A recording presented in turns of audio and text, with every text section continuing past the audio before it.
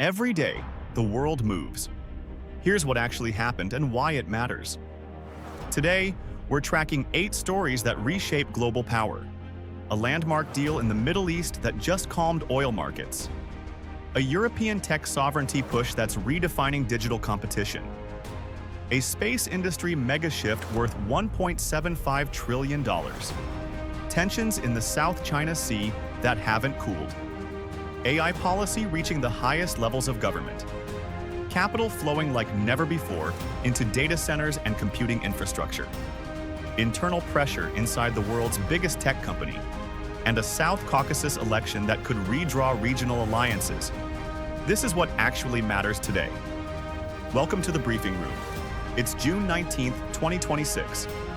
Let's go. The Trump administration just signed a preliminary agreement with Iran. Not diplomacy theater. A binding accord to end hostilities and open the Strait of Hormuz. For context, Iran controls one of the world's most critical shipping lanes. 2 decades of escalation, from the nuclear deal's collapse to repeated tensions over oil tankers and proxy warfare, created a structural risk that hung over energy markets and global stability. What changed? Intelligence assessments suggested the conflict was unsustainable for both sides. Costs mounted. Oil price volatility hurt everyone. This deal addresses all of it. Iran gains sanctions relief. The US gains de-escalation. The global economy gains predictability. Why it matters globally. The Strait of Hormuz moves roughly 20% of the world's oil. Closure or blockade triggers immediate price spikes and cascades through energy-dependent economies. This agreement doesn't end all US-Iran tension, but it removes the acute risk. Markets already priced it in oil fell. Stocks rose. While Washington and Tehran negotiate, Europe is building. On June 3rd, the European Commission rolled out its Tech Sovereignty Package, a legislative suite including the Cloud and AI Development Act and CHIPS Act 2. Translation: Europe is betting billions to reduce dependence on US and Chinese tech infrastructure. This isn't academic policy, it's market competition. Europe wants to control its own data centers, AI chip manufacturing, and cloud compute. SoftBank just committed $52 billion to European data center development. Anthropic filed confidentially for an IPO. Alphabet raised $80 billion.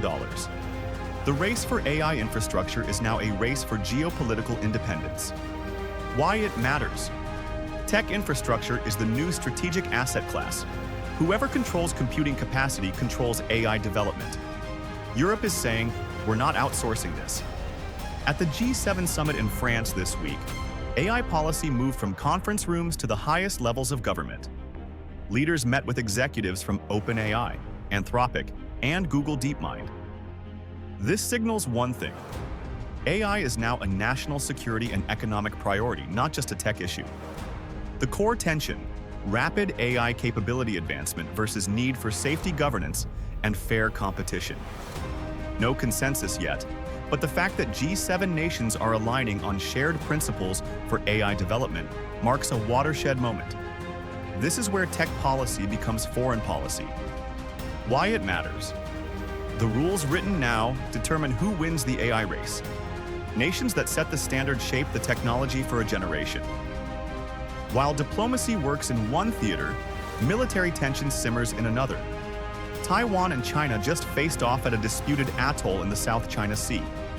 Not a major escalation by historical standards, but a reminder that territorial disputes remain flashpoints. Any miscalculation here could trigger a regional crisis that impacts semiconductor supply, shipping lanes, and US-China relations. Context: Taiwan produces over 60% of the world's semiconductors and over 90% of advanced chips. Control over these waters matters because it's control over technology supply chains. Why it matters. This region concentrates geopolitical risk, economic dependency, and military capability in one place. It's where economic and security interests collide. In the space sector, Elon Musk's SpaceX launched arguably the largest IPO in history. The company is targeting a $75 billion raise at a $1.75 trillion valuation. Musk becomes the world's first trillionaire that we know of. But this isn't about wealth, it's about infrastructure. Those proceeds go directly into AI computing infrastructure and Starlink satellite expansion. Translation: Musk is building parallel infrastructure satellite internet globally, AI compute capacity domestically. These are strategic assets. Starlink has military applications. AI compute is leverage in the intelligence community and tech industry. This IPO funds systemic capability expansion. Why it matters? This shapes global internet access, AI compute distribution, and space industry consolidation for the next decade. Billions are flowing into computing infrastructure globally. SoftBank committed $52 billion to European data centers. Alphabet raised $80 billion. Anthropic filed for a confidential IPO. The message from capital markets is clear. Compute capacity is the constraint on AI advancement, and whoever builds it wins. This explains the tech sovereignty push in Europe and the US push to maintain chip leadership. It's not ideology, it's economics. The competition for infrastructure will define AI development for years. Inside Meta, Chief Technology Officer Andrew Bosworth acknowledged that the company's recent AI reorganization created significant internal challenges and employee dissatisfaction. This is a rare public admission of organizational turbulence. It signals that even at the world's largest social media company, the race to build AI capability faster is creating internal friction. Why it matters? Employee morale at tech giants affects recruitment, retention, and ultimately innovation velocity. Meta's struggle reflects broader industry pressure to move faster on AI. On June 7th, Armenians headed to the polls. This wasn't a domestic story, it had regional implications.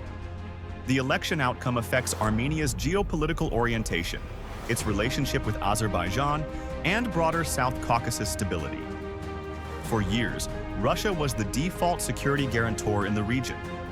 Today, that relationship is shifting as Armenia looks toward the West, and as Azerbaijan strengthens ties with Turkey and Central Asia. Why it matters? The South Caucasus sits at the intersection of European, Russian, Turkish, and Iranian influence. Elections there ripple outward. 8 stories, 8 vectors reshaping global order. From the Middle East to the Pacific, from data centers to polling places, the world doesn't move linearly. It moves in layers. What connects them all is this: power is redistributing across energy, technology, military capacity, and influence. Some nations and companies are positioned to capture that shift. Others are scrambling to adapt. Pay attention to which is which. Stay informed. Stay ahead. If this gave you clarity, like it, share it with someone who needs to know, and subscribe. New briefing every single day.